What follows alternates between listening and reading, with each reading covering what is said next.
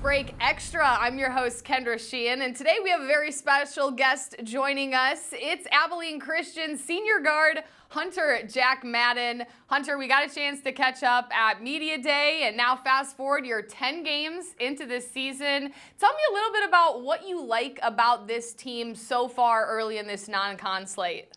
Honestly, we've got a bunch of blokes that just want to win. They want to come into the gym, work hard, just get better every day, And we've got a lot of young dudes, so we've still got a lot of learning to do, but we're starting to mesh together, figuring out how everyone plays, what reads to make, so it's good. When I talked to head coach Brett Tanner previously, he said that this group kind of reinvigorated his love for coaching because he was coaching so many new guys and you guys were all like sponges just trying to absorb all the information. From your perspective as a guy who's been here for a couple of years, how is this team different in terms of just that want to learn and buy into Tanner's program? Yeah, definitely. That's definitely the case. They're just eager to learn. A lot of young boys, they've been waiting for this opportunity to probably become D1 basketball player, and they're not taking it for granted. They're asking questions, they're making mistakes, but they're trying hard like we all do. So it's not like they're being disobedient. They're trying and they're making mistakes in the game, which happens. So it's good. It's fresh. You take on New Mexico State, and as a team, you guys shoot better than 72% from the field. What was clicking in that game for you guys as your offense is really starting to get rolling? We're getting defensive stops, which was allowing us to go play offense. We were limiting their threes. We knew New Mexico State had a lot of good shooters, so that was our game plan, not letting any threes, and then our offense flowed from that. So it's really all our defense and we out rebounded them as well, and that led to our offensive game. Of course, in that game, you put up 24 points and you're our WAC Player of the Week award, which is the first time in your career taking home this honor. What was it like when you found out that this finally was going to be yours and your name was going to be there? Yeah, I was pretty happy. I'm happy to be a part of such a good team. The boys always telling me to shoot it when I'm open, the coaching staff. So it was happy. I was happy, but we're getting ready to play Baylor. So I was excited, but I was just trying to get another win that night. You know, you're the leading three-point shooter on the team. How have you developed your perimeter game to be so lethal behind the arc? Just shooting with guys like Coach Seppo and Christian Aspro back home. They taught me how to shoot, and Mahesh. So all my just hours and hours of work from when I was a little kid, honestly. Do you feel like now the pieces are starting to come together for you? Where do you feel like your game has improved the most? And as you start this season, what do you like the most about it? Just probably that is my last year and just having fun. Just whatever happens, happens, and you better go out swinging than go out not, I guess. Now, of course, you mentioned Baylor because you had the opportunity to play in Waco on national TV. Obviously not the result you guys were hoping for, but you can take away a lot from a loss, especially this early in the season and against a team like Baylor. What were some of the biggest takeaways that you and the team were able to learn from that one? That we can't, when you're playing bigger, stronger teams, you can't slip up. You can't afford to not get back on defense and give them an open three, which gets them rolling. You can't afford to miss a box out. You have to do all the little things, which leads to the success of a win. You got to do the little things great, and then you get to win. And that's what we missed. We had lapses, and obviously a good team like Baylor is gonna take advantage of that.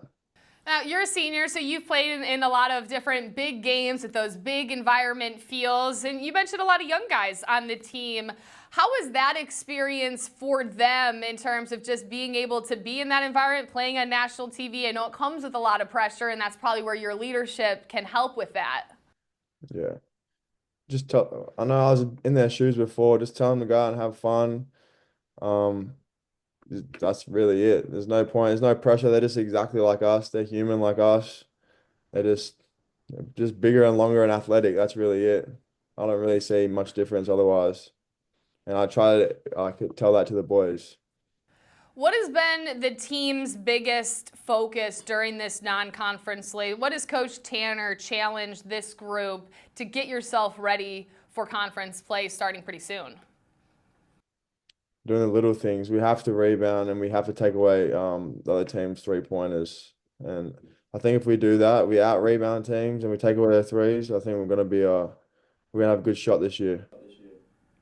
As you look at teams that you've been on in the past and this group, 10 games in, where do you feel like this team is? Do you like where your guys are at? You're learning a lot. You're taking in, new information and building as a team.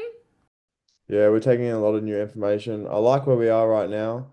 We're 6-4. I'd like to be, maybe cut down 2 of those losses, but we learn from the losses. We learn what we can't do and we know what we can do. And we're starting to figure out our strengths and our roles and what everyone needs to do to make this team succeed. Everyone has different roles and we're just figuring that out, figure out how each other plays. So it's good.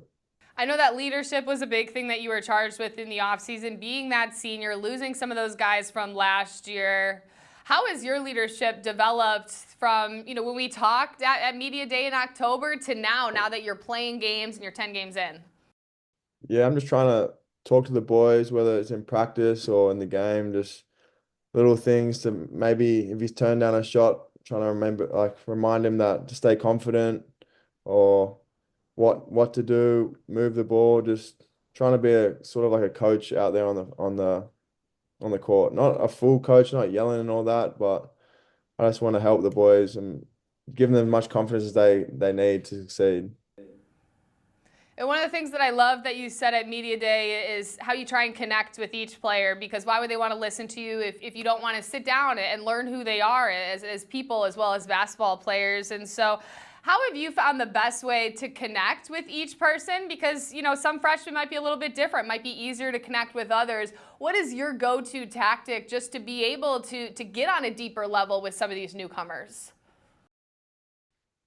Honestly, just having a chat with them, whether it's in the locker room, in practice, in a drill, have a chat with them, on the road, on the bus, talk, just have open dialogue, conversate about anything. It could be about what's going on in some other country. It could be going on like where they went to high school, a bit about their family, just what life's like where they're from, what life's like where I'm from Australia, and just realize that we're all the same people, just different backgrounds.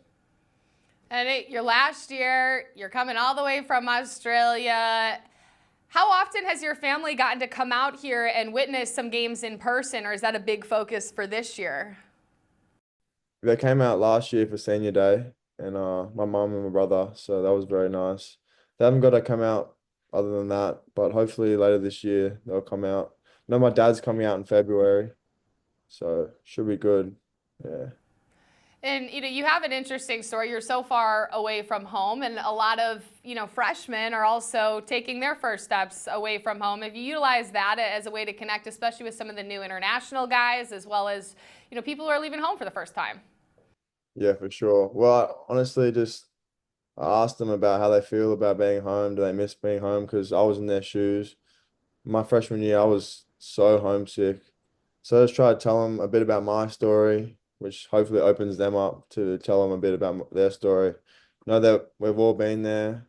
It's not a shame. They shouldn't feel ashamed to be at home. They shouldn't like to not be like to want to be at home. It's a natural thing. Like it's a big step coming away from your mum and dad going to college, and you're by yourself really. So just let them know that we've all done it before, and if they ever need to talk about it, or even if they don't want to talk about it, just want to hear my story, then I'm open to whatever helps, honestly. I love that. And as you look at this team, do you guys have a motto or a rally phrase that you're utilizing this year? Yeah, it's a Bible verse, Mark 9:2-3. It's anything is possible for those who believe. So that's our motto. And then another motto Coach T's been using is 4%. Like out of all the basketball you play in life, it's only 4% are in the games. So while you're in there, I know there was some mathematician to it, but 4% is in the game. So it's a lot of hours just to play only 4% of the game. So just go out there, enjoy it, have fun with your brothers, and just compete. And then, yeah, you win or you lose. As long as you went hard as you can, and you can't do anything else about it. I'll finish with this question. You have a lot of season left to be played, but when you look back at your career at Abilene, it doesn't have to be from this year, but it can be. Favorite moment with, the brothers and the boys that you have come so close with in your home away from home? Favorite moment, there's been so many. Probably honestly, either last year going to Germany or the Virgin Islands. That was so fun, just spending time, going sightseeing, just a plane ride over, just everything about it was just so fun. Just building connections, lifelong connections with my brothers. So no complaints, just all positivity. It's fun. It's really fun. And you got to see a little bit of where Coach Tanner grew up in Germany. That's true. And I always want to go to Europe, so and you can't complain about a free trip. Basketball will take you all sorts of places. Well, Hunter, thank you so much for taking some time and speaking with me today as Abilene Christian prepares for their next matchup at home this Saturday against Hardin-Simmons. You can catch that game live on ESPN+. Yep. Watch, tune in.